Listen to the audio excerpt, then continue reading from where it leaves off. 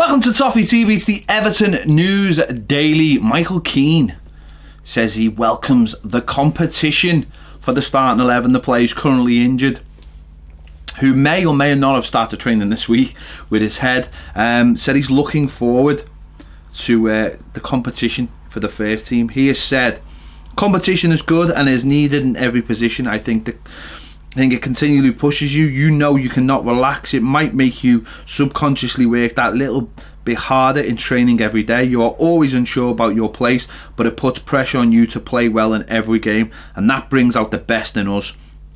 We have a lot of very good centre-backs, and we all want to play, which is healthy for Everton. I know the qualities I have, and now I can play. Last season was up and down for everyone, myself included, but I was hoping this year to reach a consistent top level of football like I did in a few years before. I feel like I started really well. I just need to pick up where I left when I do come back. So Michael Keane had obviously started the season quite well.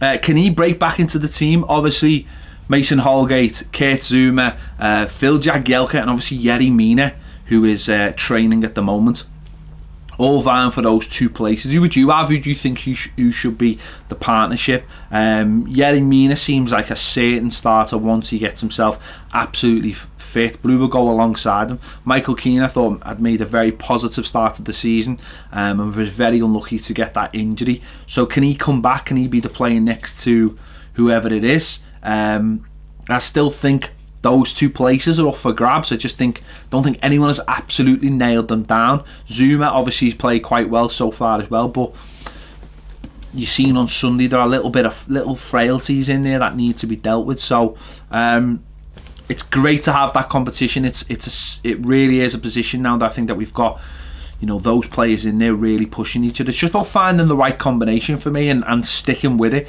for the rest of the season. I think that's a really positive thing as well. So interesting to see who is available on Sunday. Will Yerry Mina be available? Will Michael Keane be back available? Or will it be Mason Holgate and Kurt Zouma starting there? We'll find out on Sunday. Nikola Vlasic, we mentioned him yesterday on the show. He played last night in the Champions League for CSKA Moscow.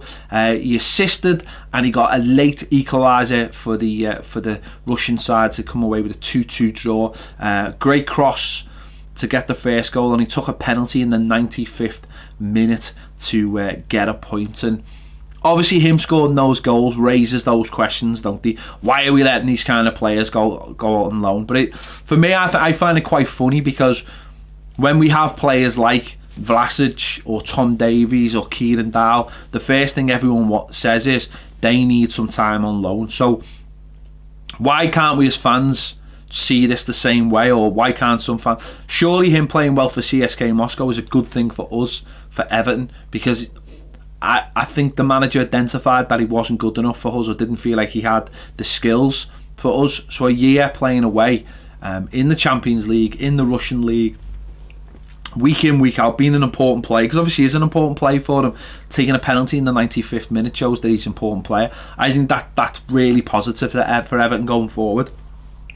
Obviously Henry Onyekuru the night before gets time against for Galatasaray in the Champions League. These are all positive things for Everton. Do we really need these players to be at the club, not playing week in and week out? Or is it better for them to be on loan, playing in the Champions League? For me, it's the latter. I would rather see Vlasic bossing it, in the Champions League, and then seeing what happens. Will he be good enough to come back to Everton? We'll have to wait and see. We will.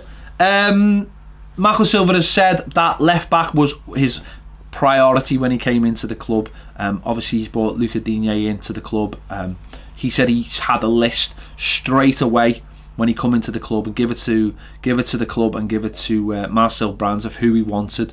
Obviously we were close or linked with getting Kieran Tierney, but obviously the demands of the fee were too high for Everton, and obviously we ended up getting Luca Digne, who so far looks like an excellent signing. But obviously he felt straight away that's somewhere we needed to strengthen, and he did, and that's again really positive, forward thinking by the manager. That's what he wanted, and he's brought in an excellent player by the looks of it.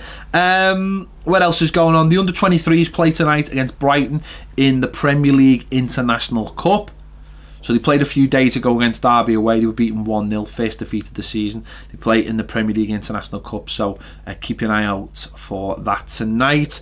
And finally, I don't know if people seen, but on social media, I think it was Monday or Tuesday, a video emerged of an Everton fan in the park end celebrating Everton's goal. It was taken by a West Ham fan who was basically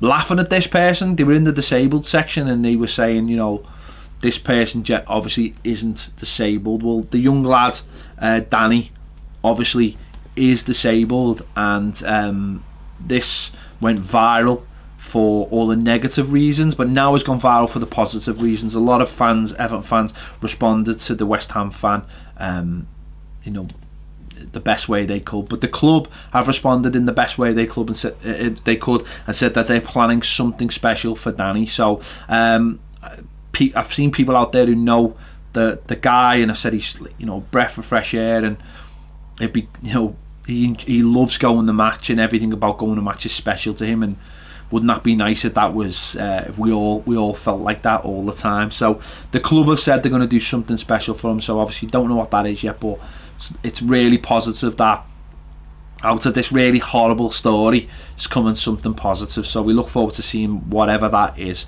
and well done to Everton for doing that. It's fantastic. So there you have it.